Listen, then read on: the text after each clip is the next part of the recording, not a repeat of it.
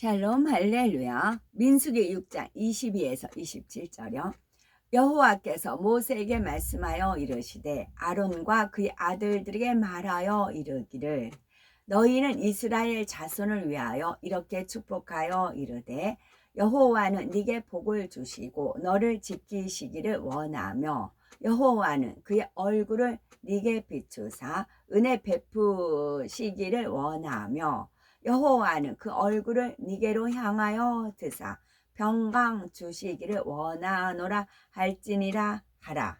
그들은 이같이 내 이름으로 이스라엘 자손에게 축복할지니 내가 그들에게 복을 주리라. 아멘. 응답과 축복의 하나님. 두 번째, 응답을 맡고 있는 근본 문제의 유형 살펴봅니다. 하나님께서는 우리를 사랑하시기에 때를 따라 말씀으로 낱낱이 비추어 주시지요. 혹여 사망의 길로 가고 있다면 죄와 심판에 대해서도 분명히 알려주십니다. 우리가 참 자녀로 거듭날 때까지 깨우쳐 주시고 또 가르쳐 주시는 것이지요. 에베소서 5장 13절에 그러나 책망을 받는 모든 것이 빛으로 나타나나니 했으니 하나님의 말씀으로 어둠을 비춰 주실 때 발견하여서 깨닫는 모든 것을 즉시 돌이켜 온전한 빛으로 나와야 되겠지요. 응답을 맡고 있는 근본의 문제, 곧 근본의 원인을 해결하면 갖가지 문제의 실마리가 풀리고 복합적인 응답이 임합니다. 먼저 크게 두 가지 유형으로 나뉘는 근본 문제에 대해서 살펴본 후 과연 어떤 근본의 문제가 있는지 점검해 보도록 합니다. 첫째, 근본 문제의 유형을 살펴보면 중한 죄로 인한 담이 생긴 경우가 있지요. 죄 중에는 용서받기 어려운 죄들이 있습니다.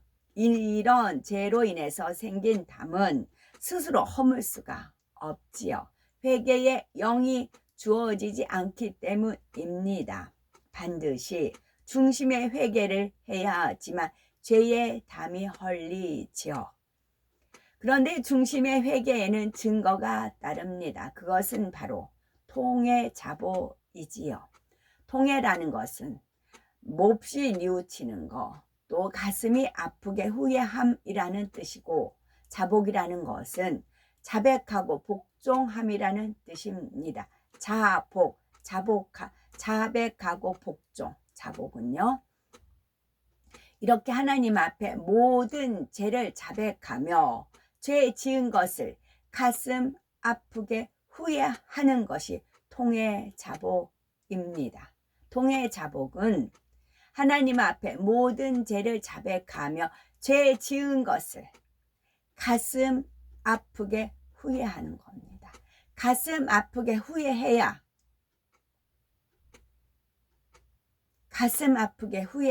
그 죄를 다시 안 지어요. 가슴 아프게 본인이 가슴 아프게 후회를 해야 그 죄를 안 져요. 가슴 아프고 후회하는 마음이 없으면 다시 그 상황이 오면 죄를 져요. 죄의 습관이란 게 있어서 그래요.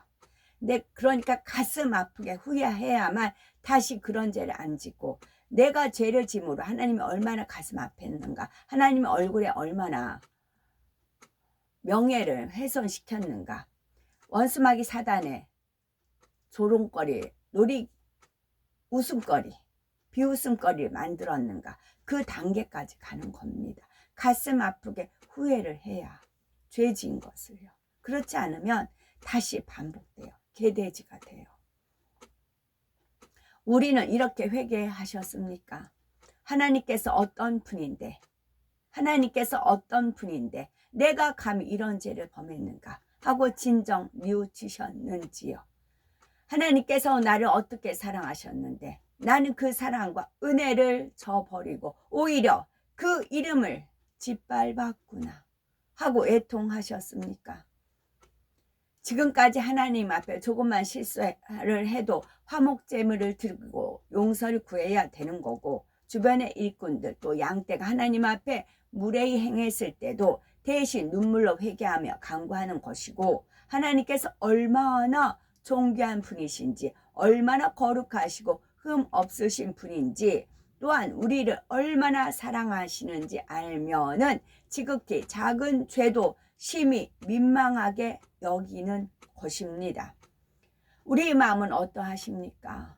하나님을 사랑하지 못할 망정 대적하고 노엽게 했으면서도 마음에 별 감각도 없고 뉘우침도 없는 마음, 죄를 버리려고 하지도 않는 마음, 이것이 바로 모든 문제의 원인, 곧 근본의 문제입니다.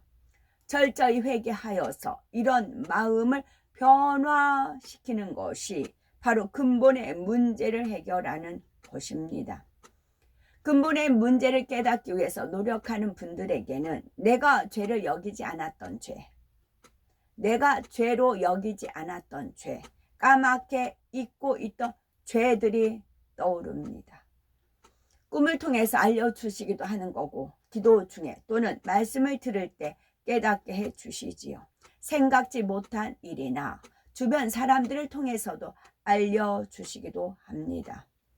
또 그 죄가 얼마나 하나님을 진노케 하고 하나님을 아프게 했는지도 깨달아집니다.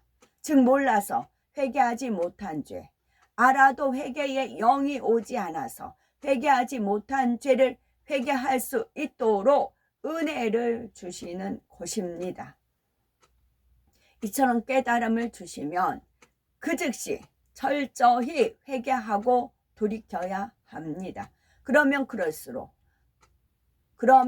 그토록 소원하는 복합적인 축복이 임하지요.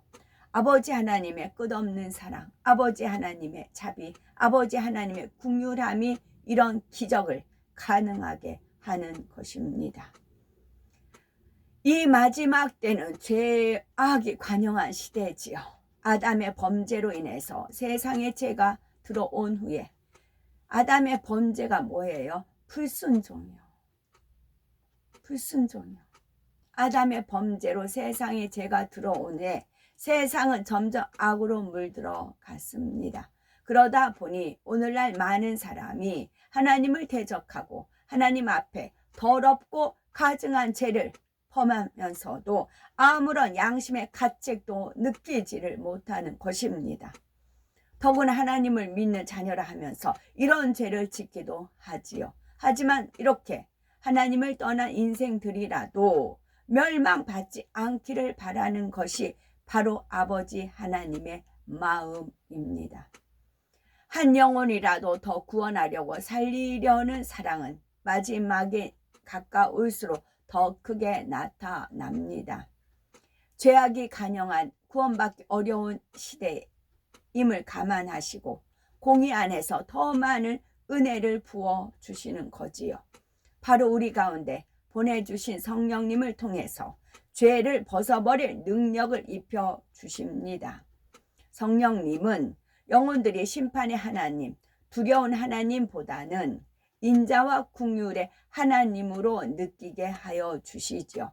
영혼들은 이런 하나님의 사랑을 느끼는 만큼 죄를 벗고 빛 가운데 살 힘을 얻는 것입니다. 그러므로 응답받고자 하는 분들은 두려운 마음에서 또는 당장 눈앞에 닥친 문제 해결에만 급급하여서 회개하고자 할 것이 아닙니다. 이처럼 좋으신 하나님을 사랑하지 못하고 예전에 왜 그런 죄를 지었는지 내 근본 마음을 깨달아 돌이키려고 해야 하는 것이지요. 이렇게 해서 하나님과의 사랑의 관계가 회복이 되면 무엇이든지 구하는 것에 응답해 주십니다. 물론 단번에 회개하고 근본의 문제를 해결받는 분도 있지만 마음을 변화시키는 만큼 조금씩 담이 헐리는 경우도 있습니다. 그러므로 끝까지 포기하지 마시고 하나님의 사랑을 의지하여 근본 마음을 바꿔 나가시기 바랍니다. 두 번째 유형은 하나님을 사랑함이 부족함으로써 담이 생겨서 응답받지 못하는 경우가 있습니다. 이는 중한 죄로 인해서 담이 생긴 것은 아니고 당연히 순종해야 할 것을 순종하지 않는 등 하나님을 서운케 함으로써 담이 생긴 경우입니다. 하나님을 기쁘시게 해야 응답과 축복이 임하는데 하나님을 기쁘시게 하려면 하나님을 사랑하는 증거를 보여야 합니다.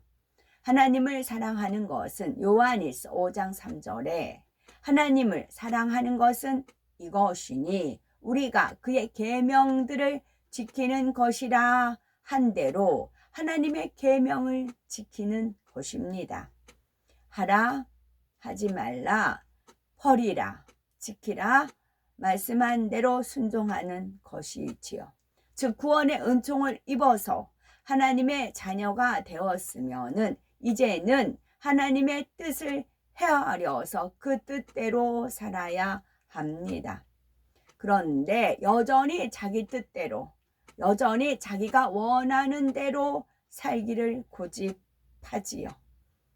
성도로서 당연히 해야 할 일도 하지 않고 순종하지도 않는 겁니다.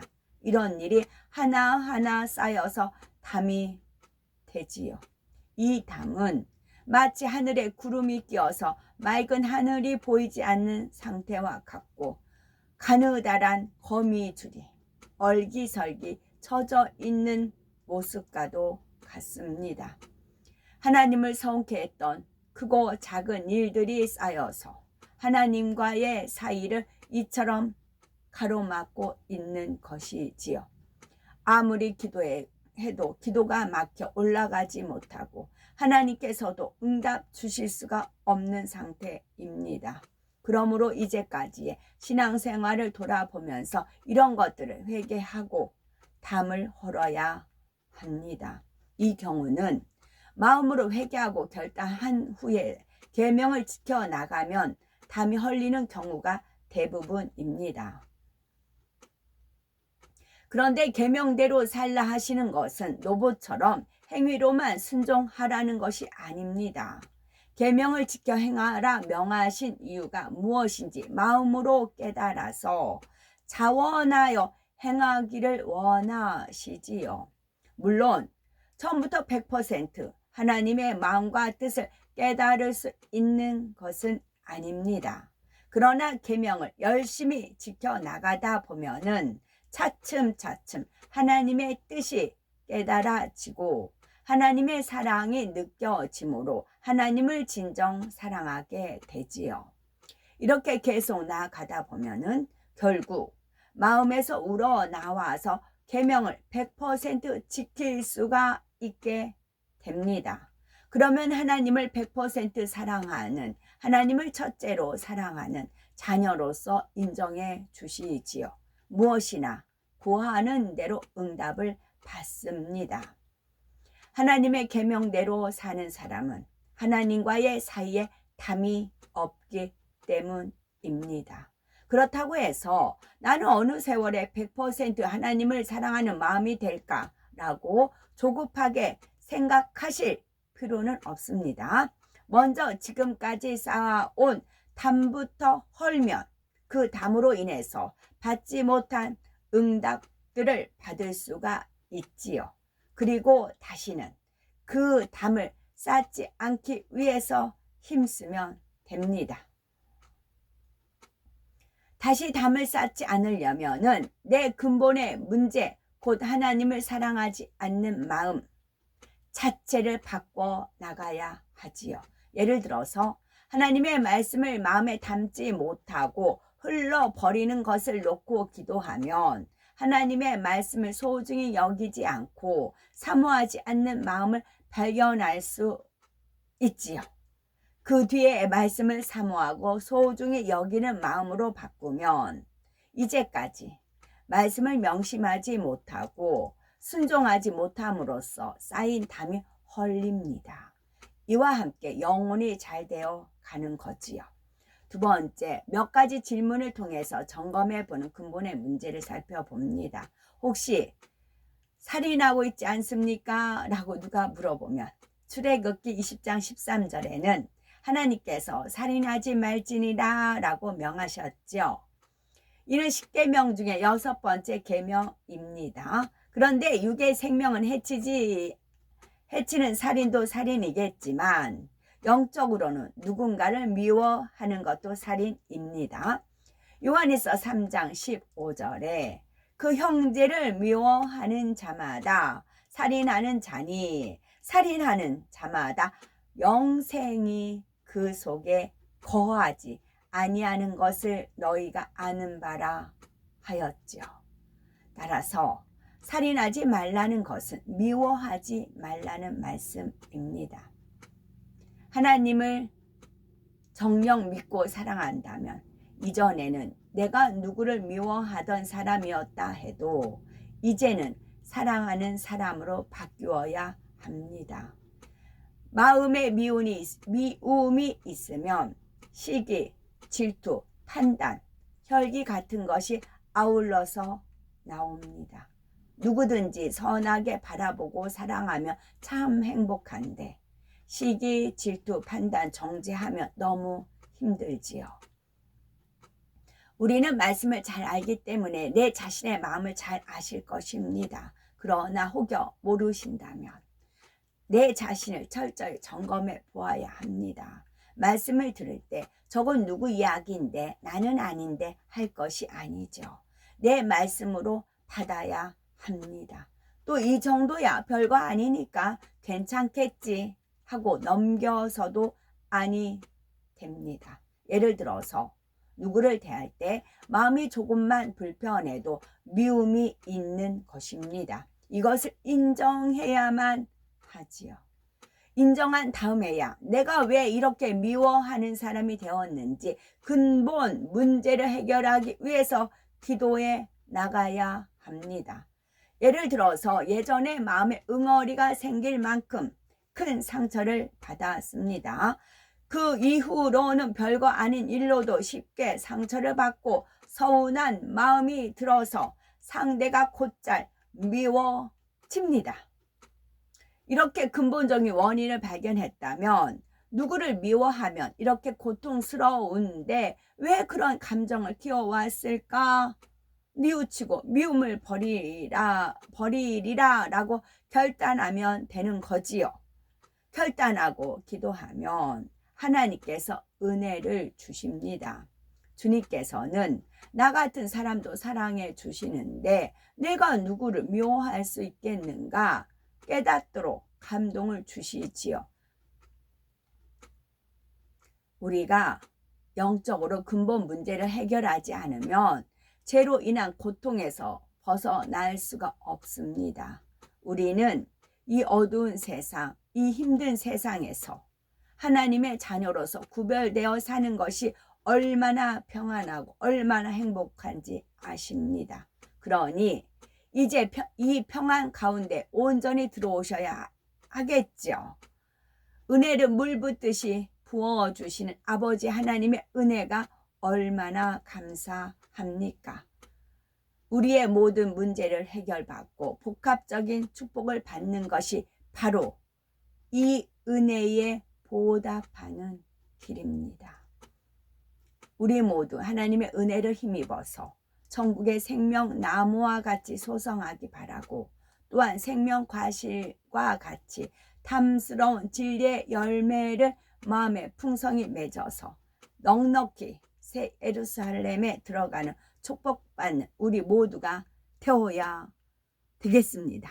아멘.